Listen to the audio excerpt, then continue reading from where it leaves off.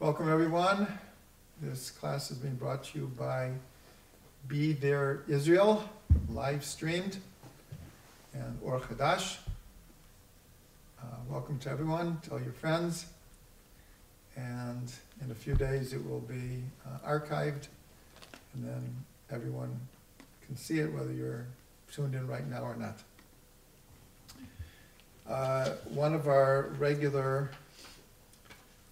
students can't be here tonight, but she sent me an email asking us to dedicate the learning to a young girl, 5 years old, who is fighting leukemia. Her name is Shachar Bat Gitit. Shachar Bat Gitit should have a refuah shlema.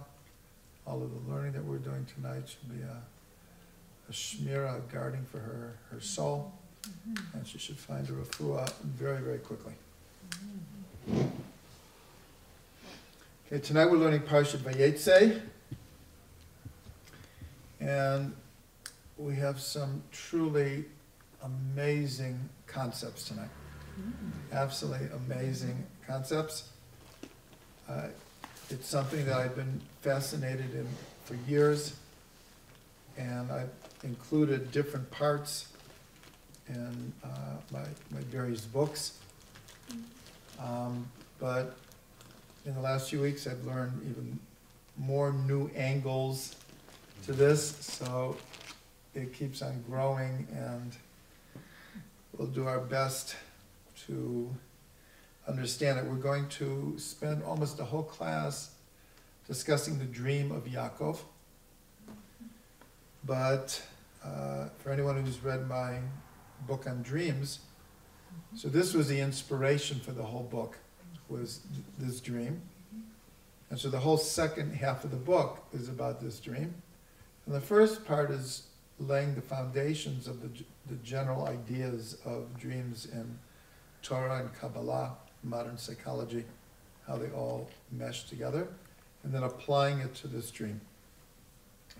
But tonight we want to take a very, very specific idea within the text of the dream, and through that we'll touch on many, many different parts of the dream, but we're going to really focus on one particular word. For those who've been following these classes, we've been picking a theme that runs through the Parsha. Sometimes the theme is an idea, and sometimes it's a word. So tonight it's a word. And the word is makom, place.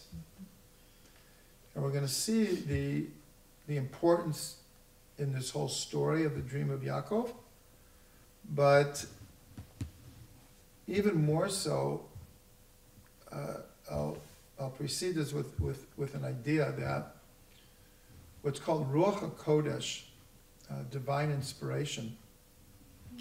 One of the principles of divine inspiration is that the person through whom the inspiration is coming through doesn't always know the total significance or manifestation of these teachings. They're a channel, and they obviously they're in a certain way connected to what's coming through them.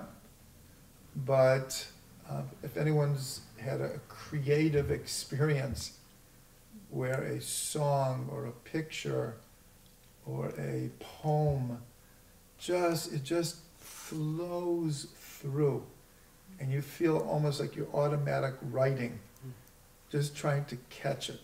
That's what Reb Shlomo said about his songs. When asked, well, how many songs have you made up? He said, I haven't made up any songs. I just try to catch them when they're coming down.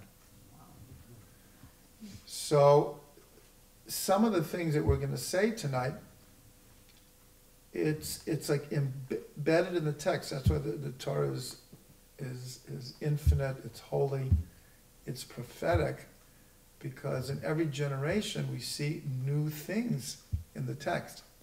So we're going to see that and it will take a while to develop. Everyone has to be patient. But there are many, many phenomenal ideas that are connected to quantum physics and modern cosmology that are hinted to in particularly this word makom and how it's used. Makom means place, space, and how it's used in the story. So first let's establish in the context of what's happening here. The first verse in the Parsha, for those who are following, 28:10, Perek Chavchet, Pasuk Yud, says, Vayeitzei Yaakov mi Beersheva v'yelech Harana. Yaakov went out from Beersheva, and he went towards Haran. What's happening here? The end of last Parsha, after Yaakov receives the blessing from Yitzhak, so Esav wants to kill him. And secondly, Rivka speaks to Yitzhak and says, if Yaakov marries like Esav did, then what is my life worth? So Yitzchak and Rivka send Yaakov away to her family, to Rivka's family, to find a wife. So in other words, there's two reasons why he's leaving. One is because Esav wants to kill him. And second, for the second reason that it's time for him to get married. So that's how the Parsha begins, and then it says he comes upon the first appearance. Vayifga b'makom. He comes to the place. And he lies down there, and he has a dream of a ladder that is firmly entrenched in the earth, and its head reaches the heavens, and there are angels going up and coming down, and God appears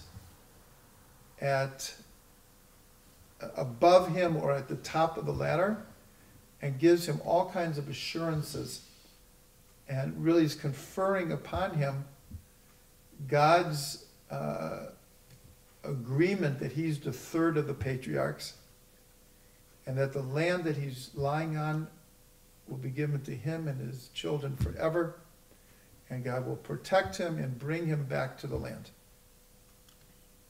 And Yaakov wakes up and says, Ma nora hamakom hazeh. How awesome is this place?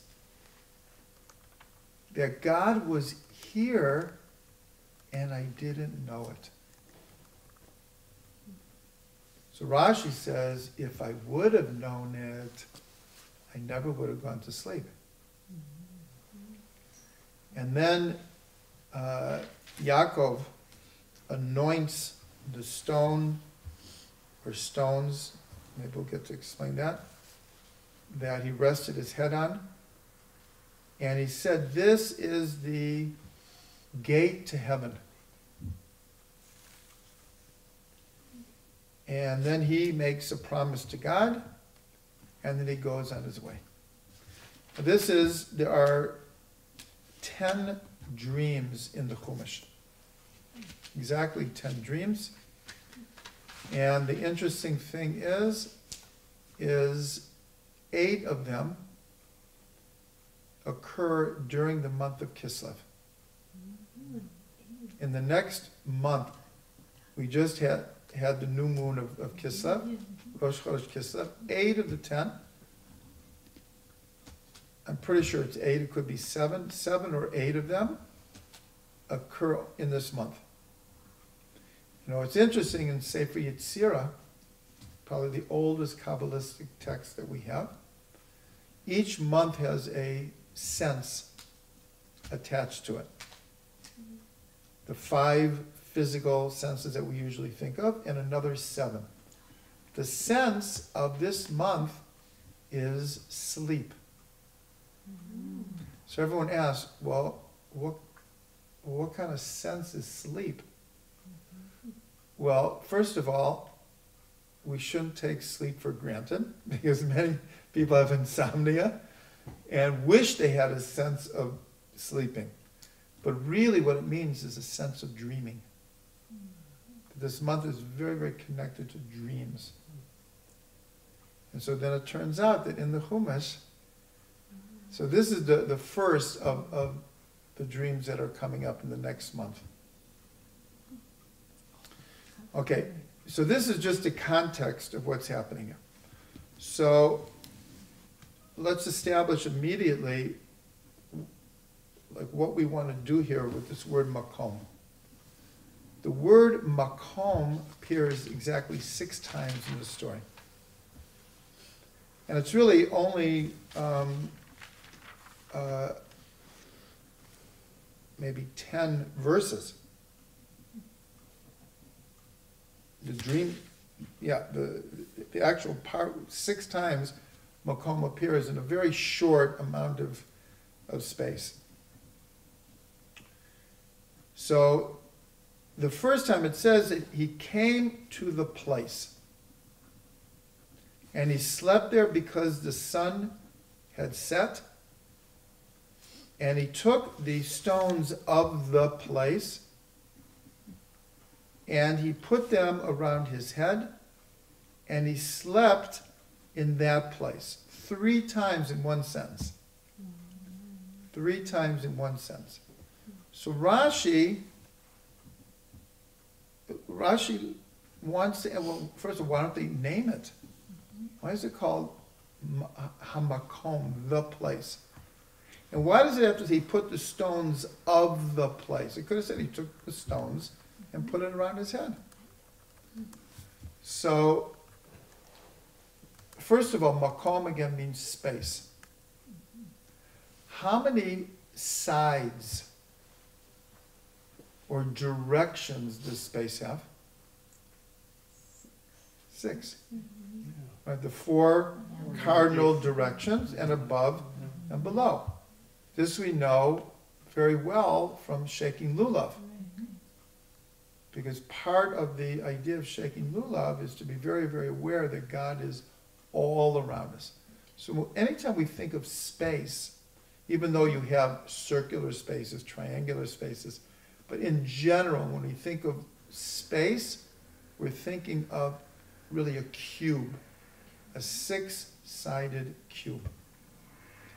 So already, it's not a coincidence that this word makom appears 6 times in the story, because makom means space, place.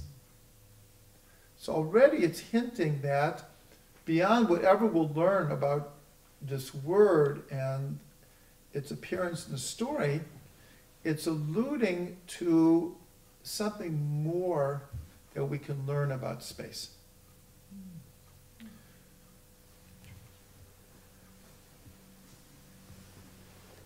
So when Yaakov wakes up, so the first thing he says is,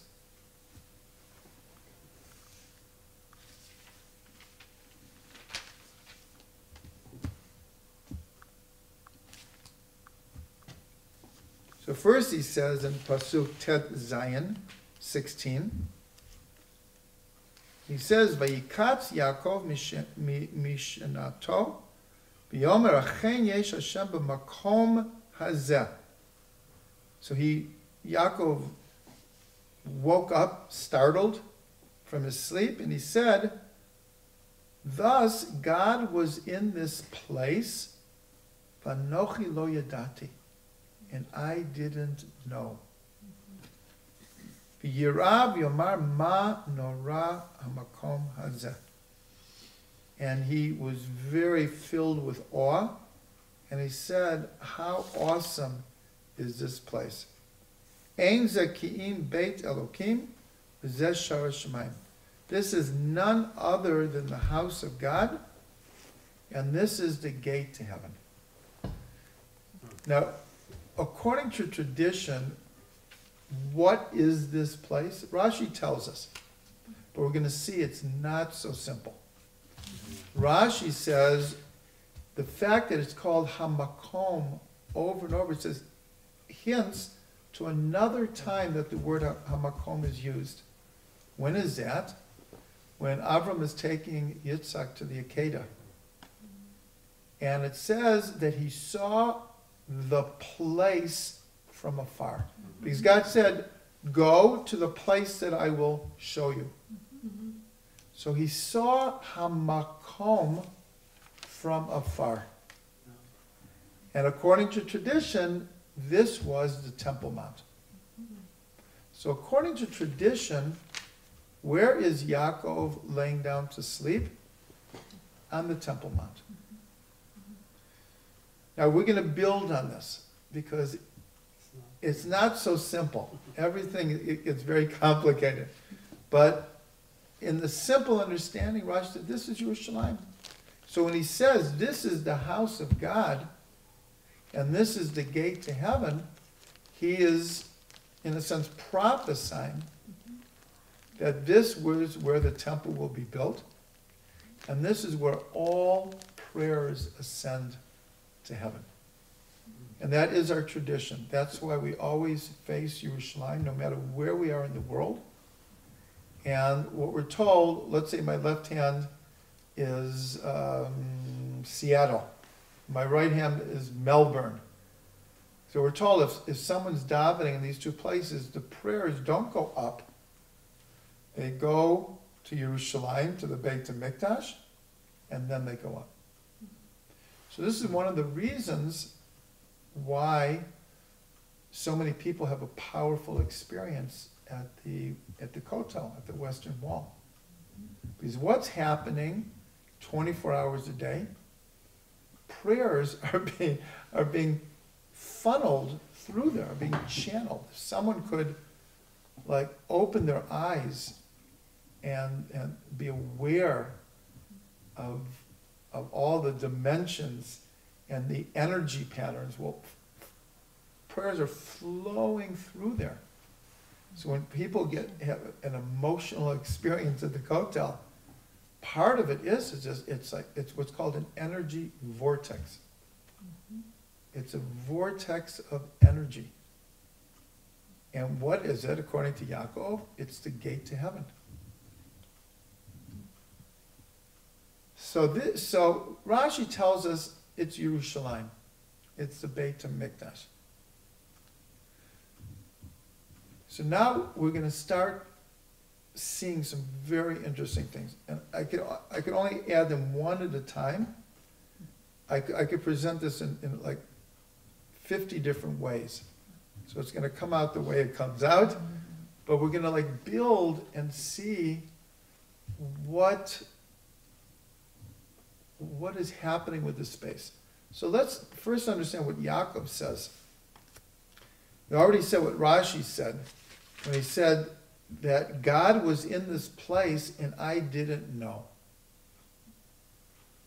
So we can understand that on many different levels. And one level was he just had this dream, and God appears to him in the dream, and it's very clear to him that this dream is a message from God. And so when he woke up, it was like God was here. God was here, and I didn't know it. So in other words, he understood that God's appearance wasn't just in his dream. There was something about the place itself that God was there beforehand. Because he said, I wouldn't have gone to sleep if I would have known that God was there. But on a deeper level, we can understand it like this. Yaakov, this is going back to last week. We're told that Yaakov sat in the tents of Torah. Yaakov was the spiritual one. Esau was the physical one. And Yitzchak thought, well, we'll just divide the world. Esau will take care of the physical, Yaakov of the spiritual. They'll work together. But as we learned last week, Rivka saw that this was not workable. It just was not going to be. And that real tikkun, real rectification, is that every person has to be able to integrate physical and spiritual. You can't divide the world like that. The real goal is to unify spiritual and physical. This is the secret of the Magen David, where you have one triangle going up and one diametrically opposed going down, but they're interlinked. And that represents all dualities in the world. And that's also hinted to in the angels going up and coming down. And that the latter being connected to the earth and to the heavens. That this is what Yaakov was dreaming about, because this was becoming his mission in life. When he was sent away, he understood that it was now time to integrate the physical and the spiritual. So on a deeper level, we can understand when Yaakov says that God was in this place and I didn't know it, as a realization that God is in the physical as well. I've been dwelling in the tents of Torah my whole life. This is the first time Yaakov is going out into the world.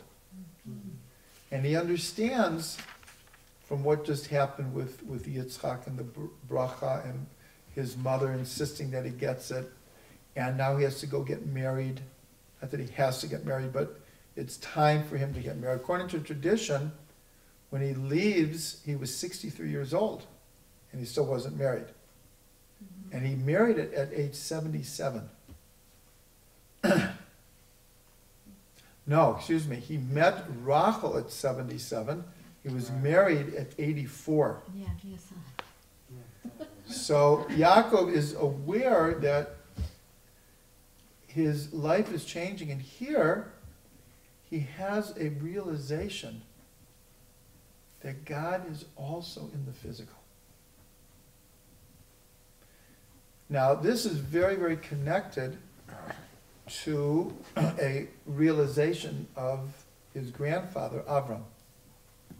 Because a few parshas ago it says that Avram built an altar and he called it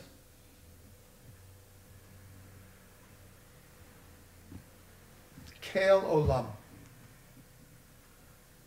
Kael, one of the names of God. Olam. So Rav Ginsburg teaches that if he meant to say God is the master of the world, or God is in charge of the world, it would have said Kael HaOlam, the God of the world, God of the world. But it doesn't. It says Kael Olam. So he said what Avram was realizing was that it wasn't that God is up there someplace, but God is everywhere. Everywhere. And that space and time are filled with God. That everything. So that's why it says Kael Olam and not Kael HaOlam. So now Yaakov comes to the same realization. That God was in this place and I didn't know it. So again, we could take it on different levels, but one of the ways we can take it is he was now realizing that God is in space. Now let's look at that a little bit deeper. So we're going to see this from a few different angles. The first one is, why did Avram, if he meant to say that God is the world and the world is God, so he's not saying it in a pantheistic way. Pantheism says almost the same thing. God is the world and the world is God. But what they mean by it is the sum total of the physical universe, that is God. That's not what Avram meant. That's not what Avram meant. God is like so much more than the sum total of the physical world. But that everything in the world is also animated by God. Nothing can exist without a spark of God. That's what the Ari taught. Even a stone. A stone also, according to the Ari, also has a level of soul. Because it has a spark of God in it. It's not the same spark that's in a plant, or in an animal, or in a human. They're all different levels. So here's the first, we'll call it Kabbalistic hint here. That Avram says specifically, Kel Olam, the numerical value of this name of God, an Aleph and a Lamed, is 31. The world is space. And we already established there's 6 sides to space. So what is 6 times 31? 186. 186. Which equals makom. The word for space is 186, equals 6 times this name of God. But now let's see even closer to what Yaakov was saying. See, there, Avram used the word Kel. Here, Yaakov says the name Yud-Kei Vav-Kei was in this place. So if you take, this is an accepted device in gematria, numerical ideas to try to get a deeper understanding. If you take the four letters of God's name and you multiply them by themselves. So in other words, Yud times Yud, Hey times Hey, a Vav times Vav, and a Hey times Hey. So Yud is 10, 10 times 10 is 100. Hey is 5, 5 times 5 is 25. Vav is 6, 6 times 6 is 36. Hey is 5, 5 times 5 is 25. Add them together, 186. Makom. Now, someone could be thinking, oh, come on. like that's cute. But what's amazing is we have not that many. There's a number. We have what are called kinuim, names that we use to refer to God. The most famous is Hashem. When we say Hashem, we mean God, but we don't say God, and we don't use the name in Hebrew. We say the name Hashem. One of them is Makom. One of God's names is Makom. Where do we use this? The place that it's most recognized, we should never know. But when you go to a house of mourning and you want to comfort the mourners, so you say, Hamakom Yenachem Etchem B'tok Shar Avlei Tzion B'Yerushalayim. Hamakom, meaning God. God should comfort you among the mourners of Zion and Yerushalayim. And God is called Hamakom. Hamakom Yenachem Etchem. So when we did this, Yud times Yud and Hey, like, it's not far-fetched.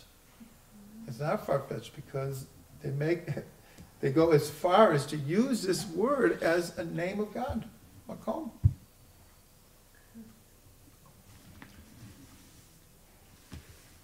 So this is already alerting us that there's like deeper things going on here. But we'll see it gets much deeper. Much, much deeper.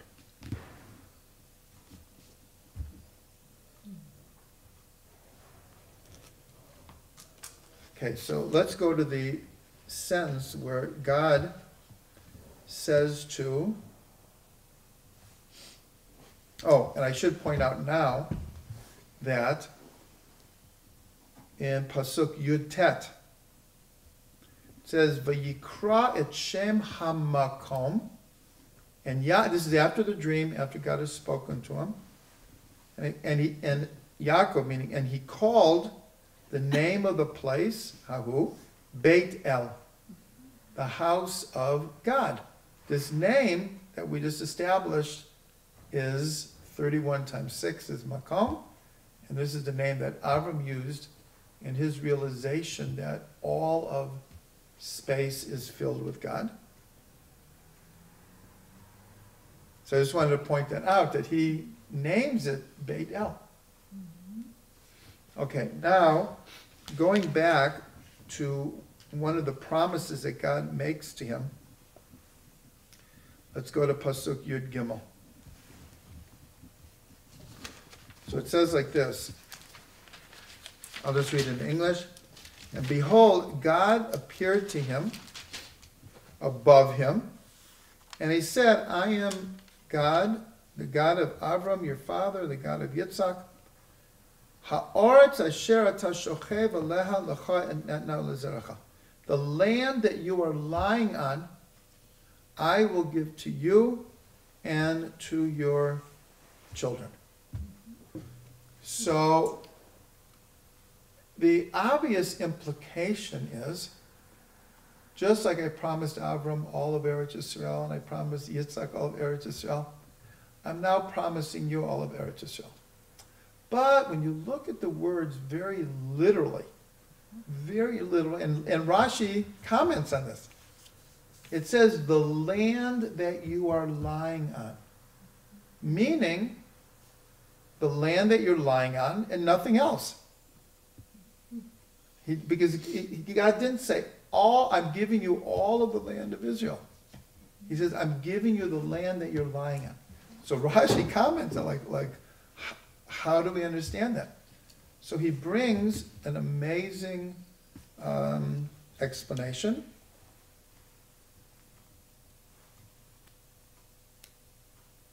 From the Gemara, from Chulin. He says, Kipel HaKadosh Baruch Hu Kol Eretz Yisrael Tachtav. That God literally folded up all of Eretz Yisrael underneath him. Why? It says to tell him that just like it would not be difficult to conquer these Daled Amot, these 4 cubits, so you will be able to conquer the whole land. But what I'm interested in here is this concept that God folded up all of Eretz Yisrael underneath him. And we're going to try to understand this on a much deeper level. But before we do that, we're going to see there are a couple of other very, very interesting things that happen with space here. Now, I'm going to try to keep it as simple as possible. But we said the tradition is, where was he? The place? The Beit HaMikdash, the future temple. But when he names it Beit El, so it says that first, that the name of the city first was Luz. So all of a sudden, wait a minute, I thought this is Yerushalayim. Luz is a different place. According to tradition, it's close to Yerushalayim, but it's not the same place. So what's going on here? So Rashi, in a long Rashi, brings a number of different opinions. One opinion is, remember the very first verse was Yaakov went out from Beersheba to go to Haran. So according to one opinion, he had the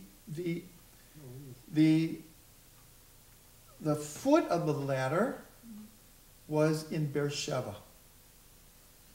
The head of the ladder was in Beit El, and the middle of the ladder was in Yerushalayim. Because was it Yerushalayim or was it Beit El? So this answer is like, well, it was both of them. Then Rashi brings another opinion that the place, Yerushalayim, jumped to Beit El. It jumped to Beit El. And then he brings another opinion, which is just the opposite, that the Beit HaMikdash jumped towards Yaakov. When it was time for him to go to sleep, it jumped towards him. So like, what's like? Okay, these are, what is called agarata. They're symbolic. But this is what I started the shiur with, that sometimes there are secrets in the Torah that are revealed hundreds or thousands of years later. They're hinting to things. And Rashi, as we're going to see, there's one more word and then we're going to put together. Right in the beginning, so just before we read it, so we see that like he folds up all of Eretz Yisrael under him. The earth is jumping, coming to greet Yaakov. And then something I didn't mention also is, and again, you have to be patient because I'm going to put this all together. It says in the second verse that we read already that he came upon the place and he slept there because the sun had set. So Rashi says the sun set before its time so that he would sleep in this place. So now you have time jumping also. And we know that in a dream, so I'm going to mention Einstein now, but we're going to mention him a few more times. Einstein revealed what's called the elasticity of time, or the shrinking of time. Because time is dependent on velocity and gravity, and in relationship to bodies in motion. So you have what's called the elasticity of time, where time can expand and time can shrink. So that when we get towards the speed of light, time slows down. And when you get to the speed of light, time stops altogether, which is one of the most mystical notions you can imagine, but it's the most pure science that all modern physics is based on this. So here we see there's something going on here with time and with space. And then one last thing, the central idea here is this dream of Yaakov. Now in dreams we know that we could be asleep for 10 minutes and we have a dream that seems like it's forever. Forever. They can even map the brain waves, and they know exactly when you're in deep sleep and when you're dreaming. And they know that we dream up to 7 dreams a night, and most dreams are very short on the clock. But when you're experiencing that dream, it's like you could go on and on and on and on and on and on. Sometimes you wish you could. Yeah. It's usually when you sleep for 10 minutes, it seems like the longest. Yeah. So all of this is happening here. Okay, so one more piece of the puzzle, we'll call it, is something that Rashi says in the beginning. When he says, and Yaakov went out of Beersheba. So Rashi asks, why does it say he went out? It could have said he left. He traveled, which is what you would expect. He's starting a journey, so Vayelech. He went on a journey. But it says he went out. So what does Rashi learn from this? So Rashi says like this. Ela magid sheyitziat tzadik min hamakom oseh oshem. Says this is telling us that when a tzaddik goes out from a place, it leaves a impression, a roshem. And he continues, he says, all the time that the tzaddik is in the city, he is its glory, its light, and its beauty. He leaves from there, the glory leaves, the light leaves, and the beauty leaves. V'chein teitzei min hamakom. Thus, he went out from the place. Okay, so someone could read this Rashi and take it exactly for what it is. But I want to propose the following. That some of you maybe have heard this in simplified form, and that's how we'll give it over. But the Arizal developed an entire cosmology, which people have been commenting for the last 25, 30 years, which is startling like modern cosmology, especially the Big Bang. So how does the Ari explain it? He says like this, that when God wanted to create the world, again, this is simplified. So there was nothing but the infinite light of God. There's no time, there's no space. All there is the infinite light of God. And now God, for reasons that we won't discuss here, decides he's going to create the world. So the Ari says God has, as it were, a problem. Because where do you put finite reality if all there is infinite light? Where does it go? It's like an oxymoron. From the perspective of infinite, the idea of finite is an oxymoron. So the Ari explains what's called the tzimtzum, and it's far more complicated than what I'm saying now. But God contracted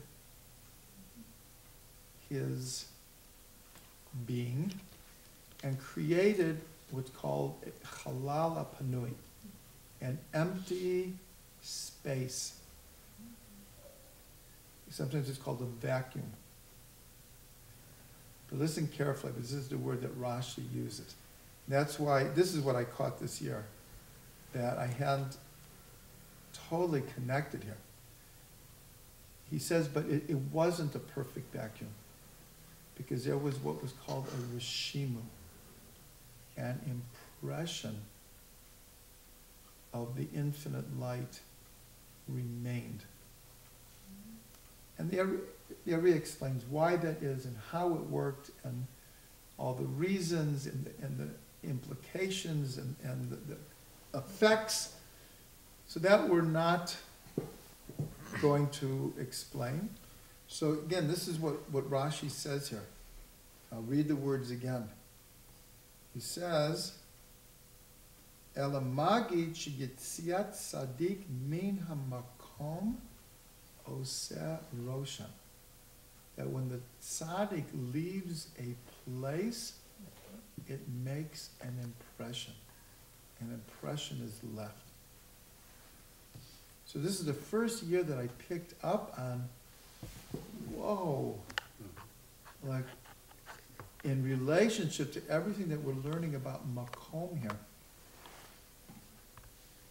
So here, Rashi is actually, whether he knew it or not, whether he understood the implication of his words or not, he's giving the formula here, because who is the tzaddik?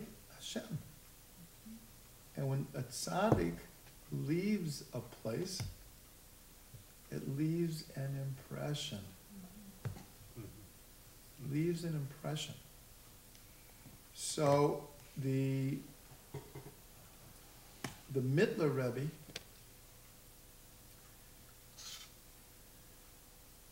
in Shar Yichud gives 9 different parables of how to understand the tzimtzum and the rishimo, meaning the contraction, which allows there to be space. And I didn't finish, that in this vacuum, it does have an impression. Then God shone what's called the kav, a line of light into the middle of the halal, of the vacuum. And from this, all worlds were created. And this is really, it's just a different way of talking about the Big Bang. This whole cosmology is just a different way of explaining the Big Bang.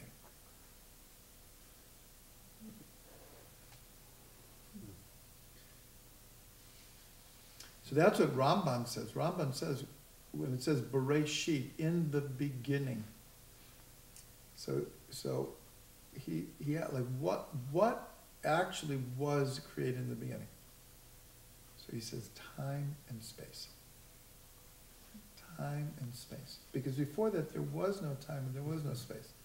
As soon as you have a beginning, then time grabs hold and space expands.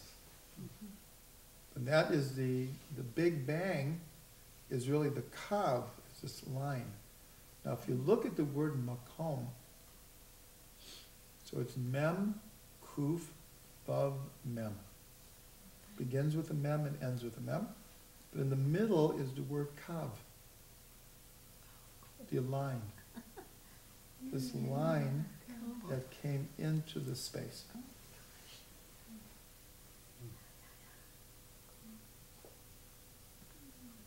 And the mem itself means makom in grammar. Like to sleep, like it says, Vayalen sham, he went to sleep. So the place where one goes to sleep, they call it a malon. The mem means a place where people sleep. What is the temple called? Beit HaMikdash. Mikdash is a place of holiness. When you put the mem before certain words, its simple meaning is place, where certain verbs happen. So here the word makom in the middle is this kav, because that was the beginning of space. That was the beginning of all space.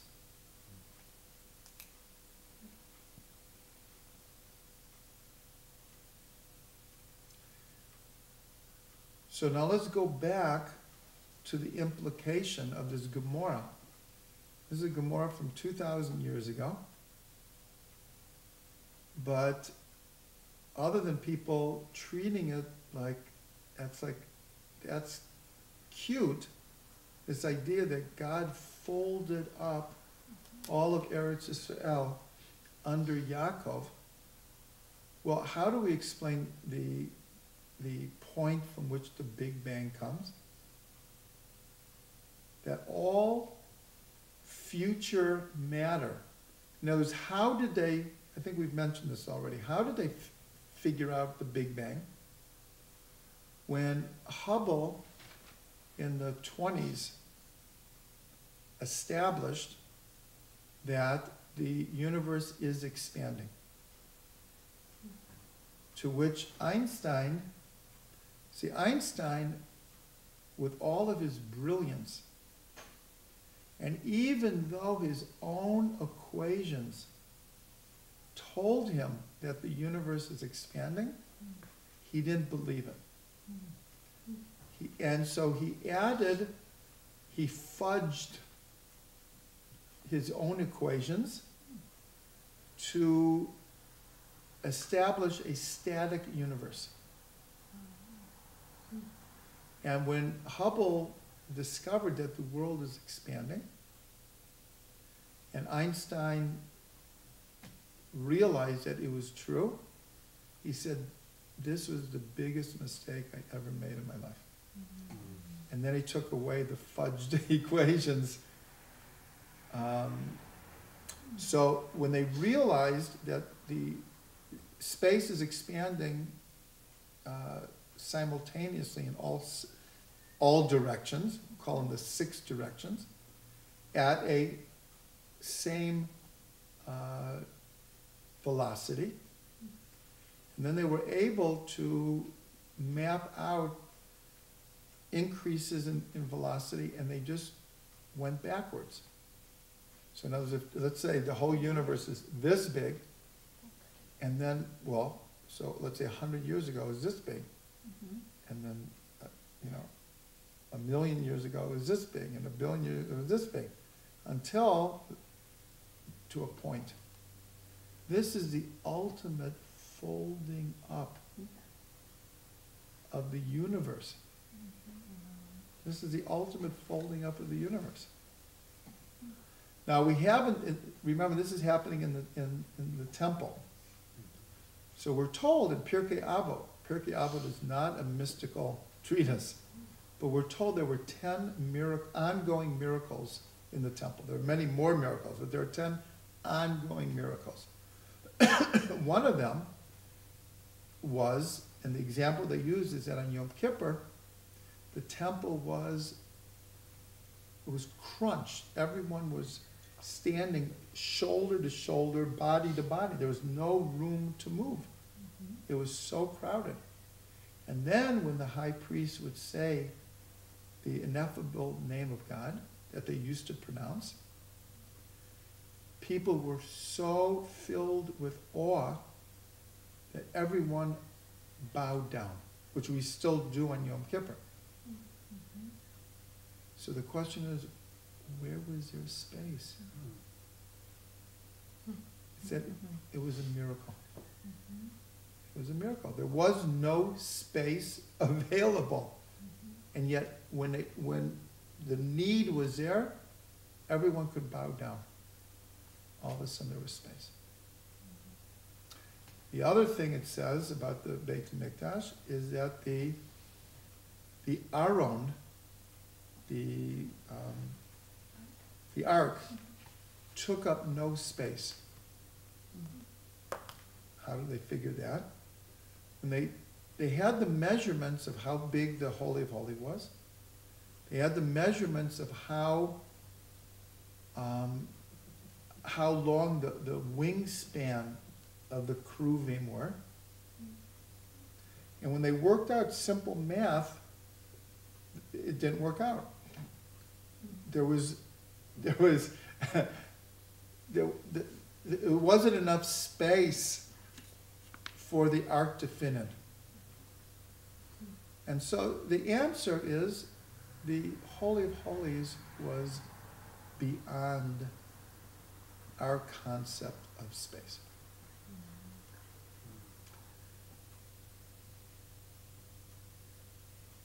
Now, when you get into quantum physics and physics, you have this idea of how time and space can leap and can warp and can tear and can fold. These are words of modern physics. So again, someone will say to me, you're reading all of this into it. And the answer is, I am. But it's here. I mean, it's here. It's here. And like I said, that the general principle is that the farther we get away from Sinai, it means the closer we're getting to Mashiach.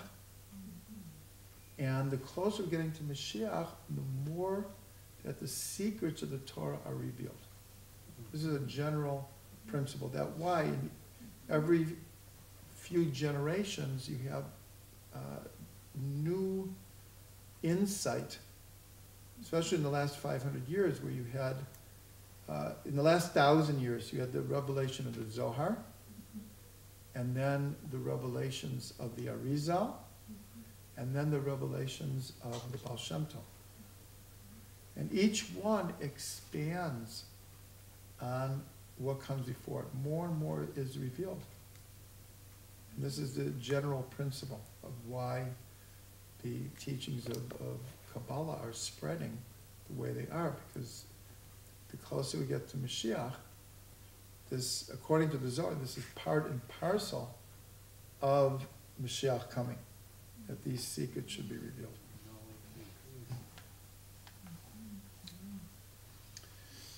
Okay, so before I went off on a tangent, I mentioned that the Mittler Rebbe gave 9 parables of the tzimtzum, the contraction, and the impression that's left in the contraction, in ways that we can understand in our own lives. In other words, all the teachings of Chassidut are whatever the notion is or concept, no matter how ethereal or paradoxical or Kabbalistic it may seem, it can all be explained in a way that a person in their own experience can understand it. So one of the ideas that is brought relates to the very first sentence. Vayeitzei Yaakov mi Beersheva v'yelech Harana. Yaakov went out from Beersheba and he went towards Haran. So the parable here is that just like God, as it were, contracted his infinite light, and again, this is a simplified version, in order to make space for the world, but an impression is left. So it's explained that the soul, the manifestation of the soul in the body, is only a very, very small part of the root of the soul. That in this world, so we use the metaphor of an iceberg. An iceberg has a little tip sticking out of the water, and if you have the right maps or you're a good captain, you understand that 99% that what you're seeing is just the tip of, that's the expression, the tip of the iceberg. You have this huge mass of ice underneath it. When we talk about the soul, the metaphor is reversed. Because here, what's revealed in the soul and the body below is only the tip of the root of the soul that remains above.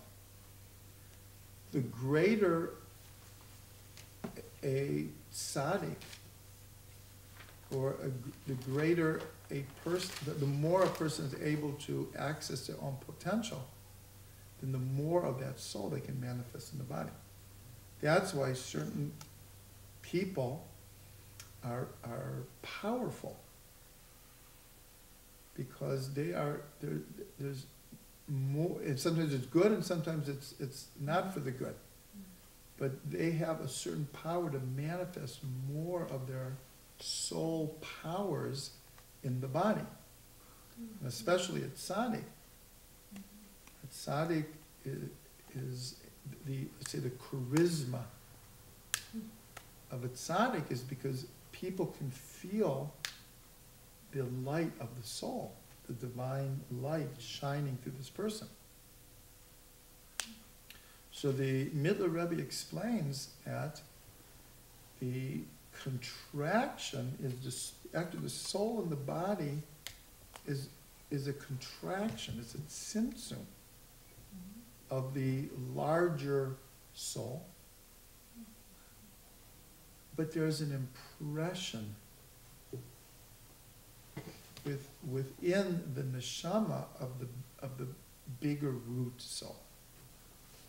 Like, for example, we say on Shabbos we get an extra soul on Shabbos. So the question is, well, where does that soul come from? Does it magically just kind of float down from heaven into someone like a minute before Shabbos? Or is it in the person the whole time? So the answer is actually both of them. It's really the root soul. A person just becomes more open to it, more aware, it's more conducive. Shabbos is more auspicious to contact spiritual matters, and especially one's own root soul. But there's a reshimu, there's an impression of the bigger soul, including the divine soul, that is in the contracted soul in the body. That's one of the parables that he brings of how to understand this. Okay, so we'll just try to put this all together here. That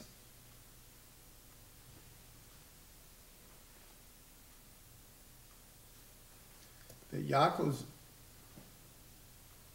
realization and revelation is that God is truly everywhere. It's not that God is up there looking down on us or even giving us commands in the Torah and we're doing them, but there's this reality of God being all around us, within us, surrounding us, transcendent and immanent at the same time. And this is what Yaakov wakes up to, that God was in this place and I didn't know it. So we should end with a bracha. First of all, we should say that we should always see the wonders of the Torah as they're revealed here.